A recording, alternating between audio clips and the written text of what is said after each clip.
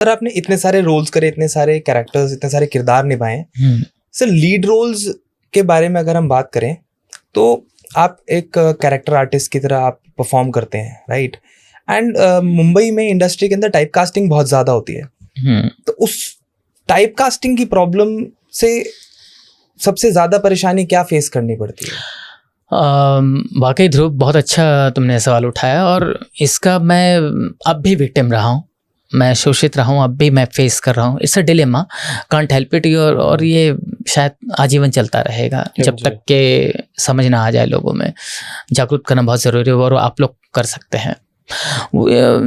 मतलब स्टीरियोटाइप, जैसे मेरी एक फिल्म थी स्टाइल, हाँ जी जी, जो कि बहुत पॉपुलर हुई थी। तो चूंकि स्टाइल बहुत मास अपील फिल्म थी, मतलब तभी ऐसा कोई बच्चा बूढ़ा जवान नहीं है जिसने देखी फिल्म। और जब वो फिल्म रिलीज हुई थी, इट वाज अ रेज, मतलब हर जगह, मतलब जहाँ तहाँ, मतलब लोग पहचान रहे हैं, तंग कर रहे हैं। और ऐसा कोई स्कूल कॉलेज नहीं है जहाँ पर हम एज अ चीफ गेस्ट नहीं गए।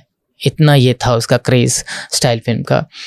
लेकिन दुर्भाग्यवश इतना क्रेज़ होने के बाद जब भी कोई ऑफ़र आता था मुझे स्टाइल के चलते, तो कॉमेडी नहीं दिया जाता था और मैं स्टीरियोटाइप कर दिया गया था कि हाँ भाई, राजकुमार कनौजिया मतलब कॉमेडी करवाओ। जबकि मेरा मानना है एक एक्टर होता है, मतलब उसे वो किसी चीज़ का मोहताज या कोई मापदंड में वो बंधा नहीं रहता कि वो सिर्फ कॉमेडी ही कर सकता। Actor can do anything and everything if given a chance, because we've been trained for that. Exactly. We haven't been trained for particular comic scenes or something. For a particular genre. Exactly. Yeah. तो हम कुछ भी portray कर सकते हैं, that's how we have been trained. लेकिन sadly मुझे बहुत हद तक स्टीरियोटाइप किया गया, और यही वजह है कि जब तक मुझे इससे हट करके कोई रोल मिलता था तो मैं पैसे भी कम कर देता था कि चलेगा, मेरे पैसे कम कर दो तो, लेकिन मुझे अच्छा रोल दो, सीरियस रोल दो एकदम, या फिर नेगेटिव करवाओ कुछ अलग। वो रहती थी। तो यही वजह है कि मैं टीवी से हमेशा कटता रहा, अपने आप को बचाता रहा, लेकिन सिर्फ नेगेटिव रोल करने के लिए, नेगेटिव या अच्छा किरदार कुछ निभाने के लिए, इमोशनल, मैं क्राइम पेट्रोल के कुछ सीरीज़ किए थे सिर्फ इसलिए। अदरवाइज मैं टीवी से आज भी अपने आप को बचाता हूँ, क्योंकि मेरा मानना है जब मैं टीवी देख नहीं सकता तो कर कैसे सकता हूँ, तो इसलिए मैं टीवी से बचता हूँ। लेकिन अभी भी अगर कुछ अच्छा संजीदा रोल कुछ आता है तब मैं करता हूँ। जैसे मैंने फुलवा नाम का एक सीरीज़ किया था कलर्स में, जहाँ मेरा बहुत ही संजीदा किरदार था, इमोशनल रोल था, और वही बाद में नेगेटिव हो जाता है सेकंड फेज पे, तो मज़ा आया करने में। सर आपको किस तरह के किरदार, एग्जैक्टली किस तरह के किरदार निभाना पसंद है?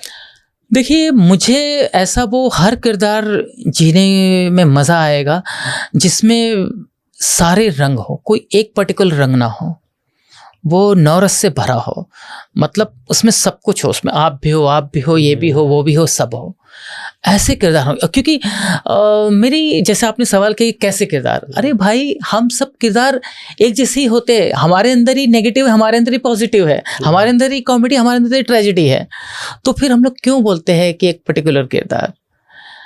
हम सब में, हम आज अच्छे बोल रहे हैं, अगर कुछ हमारे बीच अनबन हो हम बुरे लगने लग जाएंगे, तो ग्रे एंड वाइट हमारे भीतर है। लेकिन वो हम स्टीरियोटाइप, वो बहुत गलत है। क्या सर ये पे स्केल में भी इसी तरीके से डिफरेंशिएशन होता है? जी बिल्कुल बिल्कुल, जैसे हम स्टीरियोटाइप के शिकार है, विक्टिम है, वैसे ही हम पे स्केल के विक्टिम है। जैसे मैंने कहा कि जब हमको कॉमेडी से हट करके रोल देता है तो उसमें पे स्केल वो बहुत कम देता है, क्योंकि एक तो हमारे यहाँ दिक्कत ये है, मुझे कुछ कुछ चीज़ें बहुत मतलब पसंद नहीं है, चीड़ होती है हमारी बॉलीवुड से, कि यहाँ मेरा मानना है एक्टिंग में ये दो तरफा खेल होता है। जितनी ज़रूरत प्रोड्यूसर, डायरेक्टर या राइटर को एक्टर की, उतनी ज़रूरत एक्टर को है। दो तरफा गेम है, it's a two way process, right? Don't you agree with this?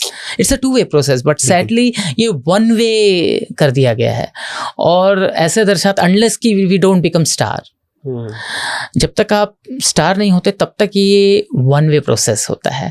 और प्रोड्यूसर, डायरेक्टर, कहीं ना कहीं राइटर ये मेहरबानी जताता है कि जाओ अब भी क्या याद रखो, राजकुमार कनौजिया क्या रोल दिया आपको, अब आप फतेह करो, देखो क्या रोल दिया। तो वो चीज़ मुझे अच्छी नहीं लगती।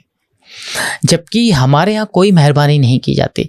हमारे यहाँ रोल जब किसी कलाकार को देते हैं तो 10 दिमाग उसके पीछे शामिल होता है, कोई एक आदमी नहीं सोचता, 10 आदमी निर्णय लेता है कि वाकई इससे कराया जाए या नहीं।